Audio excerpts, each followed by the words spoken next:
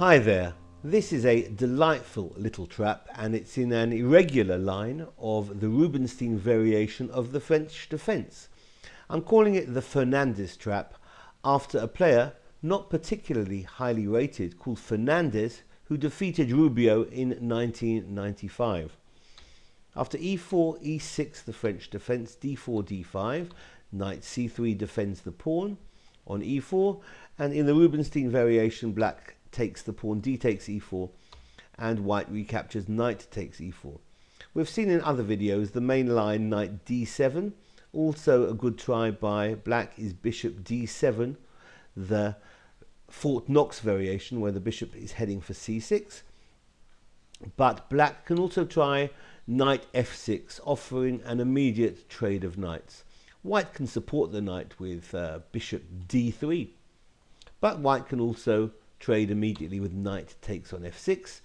Black, not wanting to compromise the structure of the kingside pawns, can recapture with the queen. Knight f3, developing a piece and supporting the g5 square for the bishop to come out on the next move.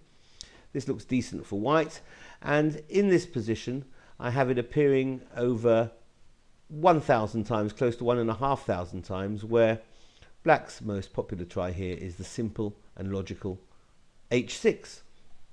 White now can play moves like c3, which supports the pawn on d4 and establishes a nice little three-pawn chain, or white can play a move like bishop e3 or bishop d3.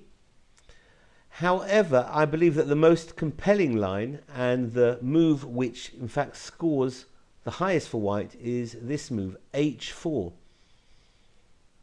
Well, black can continue in any number of ways with a decent game, but c5 is one line and it appears logical. It strikes at white's center.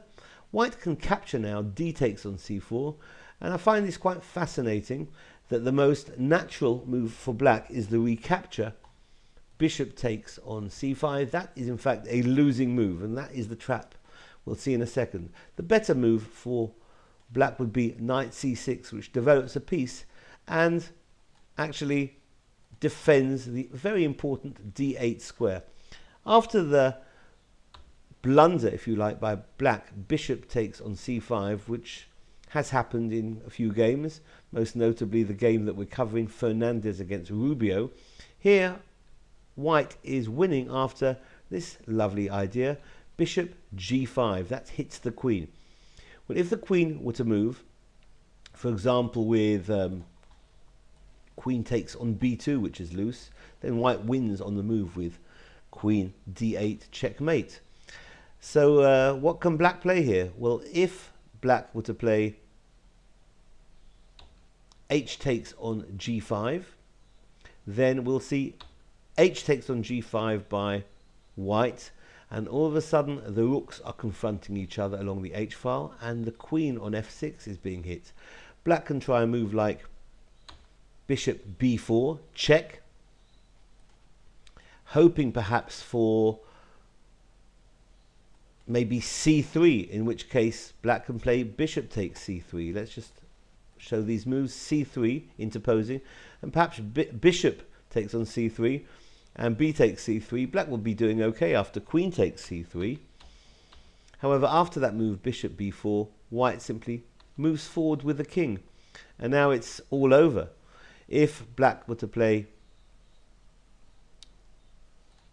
rook takes rook, let's put that move in, rook takes rook, then a clear win for white after g takes f6, losing the queen.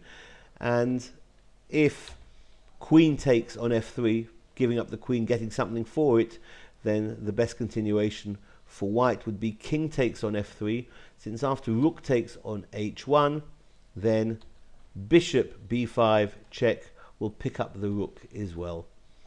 So this has been a trap in an irregular line of the Rubinstein variation of the French defense. It's called the Fernandez trap. Thanks for watching. Bye bye.